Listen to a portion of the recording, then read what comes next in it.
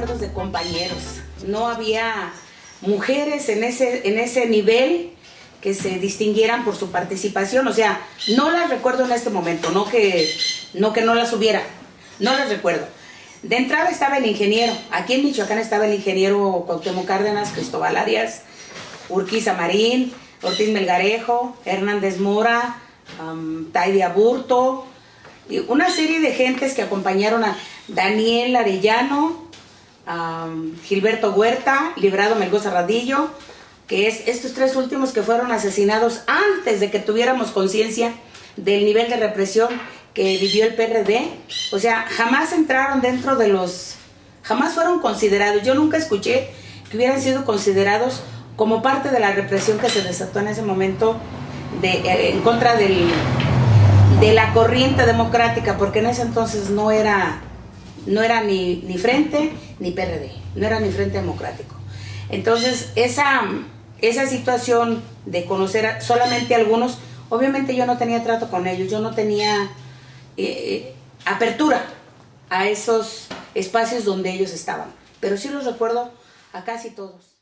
De entrada, lo primero que yo recuerdo, ya estaba encaminado hacia una campaña en Boulevard García de León, en un espacio pequeñito, en donde había una tienda de platería en la parte de abajo.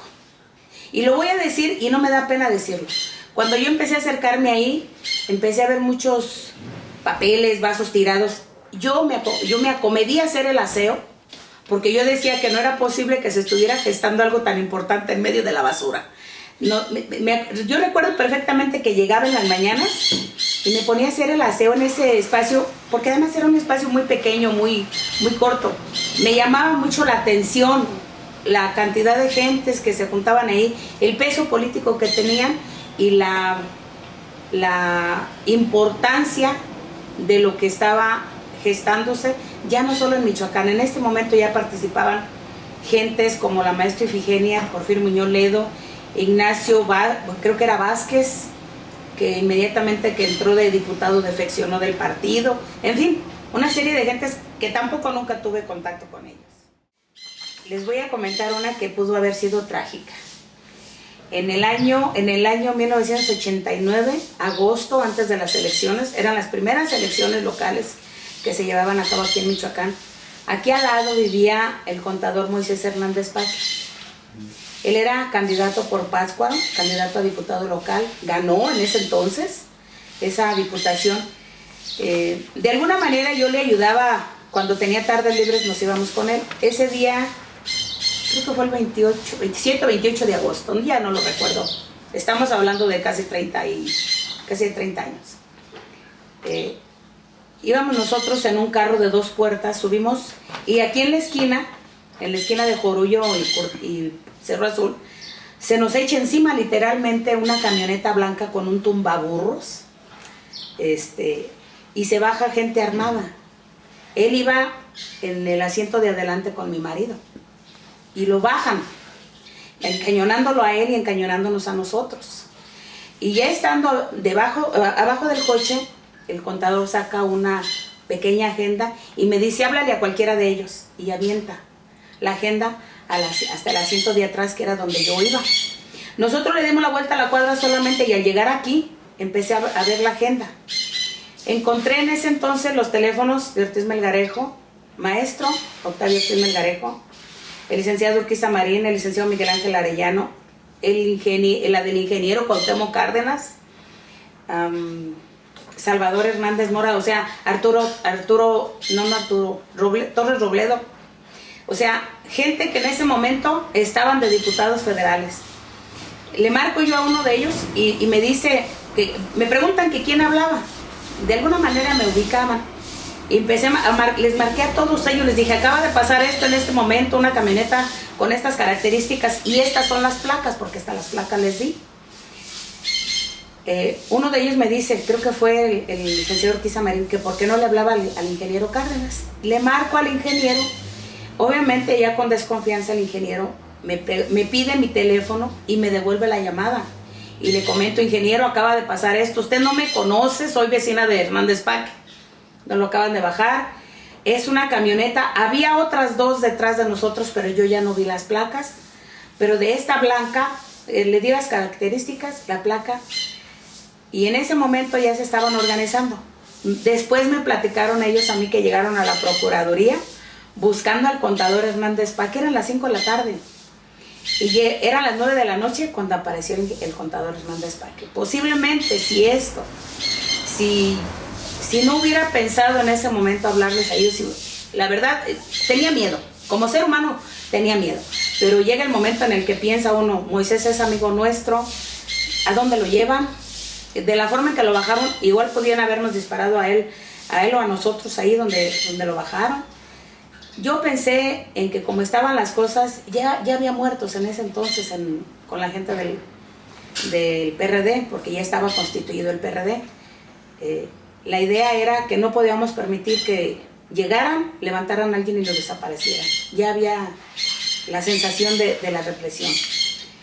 A las 9 de la noche aparece él y después nos platica que lo habían traído dando la vuelta. En aquel entonces el libramiento no estaba totalmente terminado.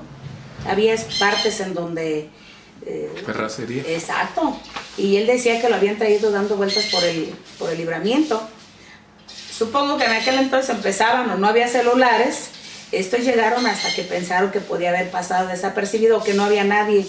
Pero cuando llegan a la Procuraduría, había un grupo de diputados federales y de los compañeros que iniciaron la corriente democrática esperando que apareciera el contador. Y afortunadamente apareció.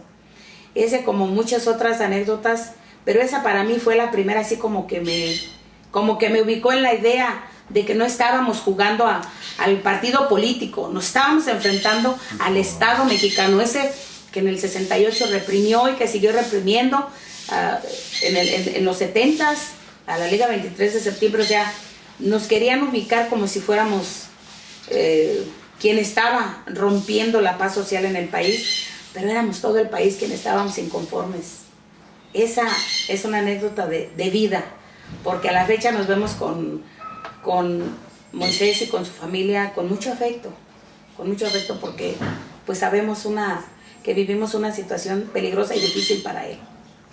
Ana Lilia, a manera de síntesis de todos estos 25 años, ¿qué nos podrías comentar sobre todo de cómo ves el presente y futuro del PRD en Michoacán? El presente no lo veo de izquierda. ¿Por qué? Porque yo siempre he dicho, yo no tengo formación de izquierda y lo admito donde me lo pregunten.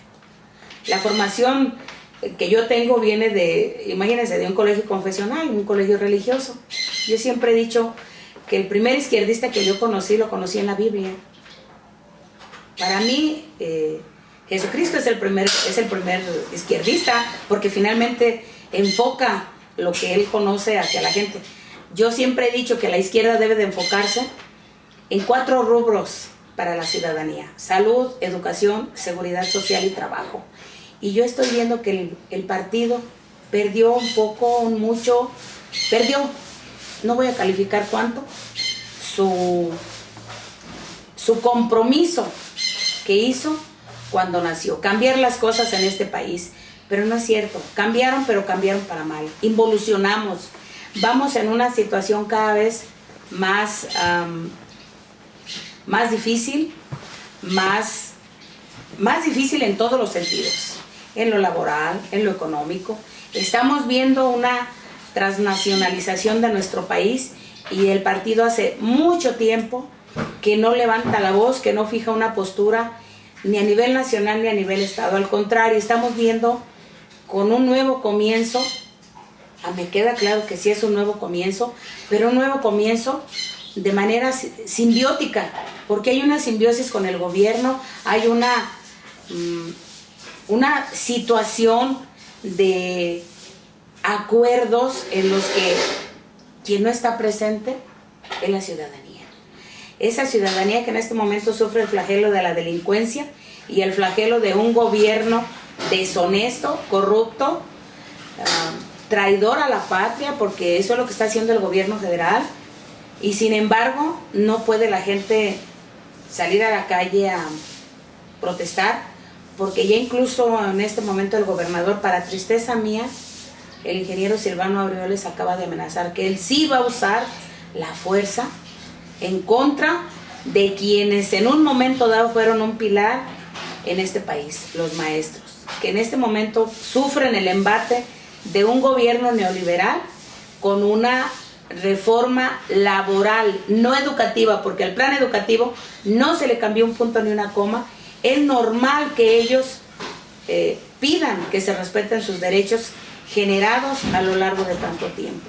Y nuestro gobernador acaba de amenazar con reprimir, con tomar y hacer lo mismo que los gobiernos priistas hacían con nosotros cuando nos iniciamos como partido. Reprimir nuestras ansias, nuestro derecho, nuestras ganas de que las cosas se hicieran de manera diferente. Así de simple. Creo yo que en este momento el PRD perdió la referencia y yo en el futuro veo que el partido puede llegar a convertirse solamente en una carga burocrática por la forma en que por la forma en que está caminando frente a la sociedad. O sea, creo yo que está teniendo más bien ya una visión distinta y no le veo. Sí, va a tener futuro, va a tener espacios laborales para mucha gente, pero va a ser una caja vacía, va a ser un libro en blanco, porque aquellas grandes conferencias, aquellos grandes manifiestos, aquellas partes donde se retomaba el sentir de la gente, ya no lo está haciendo. Ya no hay quien hable por nadie, ya no hay quien diga, esta es mi posición, es frente a todas y cada una de las reformas que hubo. Más bien hubo un nivel de complicidad que muchas gentes lo vimos, lo vivimos, lo valoramos y en su momento dejamos ese espacio político porque sentimos que ya no respondía a lo que en aquel entonces se había comprometido a asumir como propio. Finalmente, ¿qué piensas que puede ser útil este libro, este DVD, para la situación que se está viviendo, particularmente en Michoacán? Porque el libro es una visión desde Michoacán. Me gusta muchísimo la idea, Mario. Yo te quiero decir que hace 20 años yo formé parte del comité estatal del PRD y en más de alguna ocasión le pedía yo a nuestro dirigente que asumiéramos el compromiso de recuperar la historia del partido, que formáramos una hemeroteca, que en aquel entonces todavía no era factible digitalizar, no lo podíamos decir como lo decimos ahora, pero hablábamos de una biblioteca, una hemeroteca, un espacio de consulta para que la gente conociera los antecedentes de este gran movimiento que cimbró al país, que nos guste o no nos guste, fue un parteaguas, porque le puso al Estado en su lugar y lo obligó a asumirse en un momento incluso como un Estado represor, pero lo obligó el PRD en ese momento histórico. Y a mí me preocupaba, yo de manera coloquial, de manera artesanal, recogía algunos recuerdos, algunos recortes. Obviamente la historia posiblemente la tengan otras personas más clara, más definida, tengan más los documentos esos que se emitieron en aquel entonces, esas 2 cartas.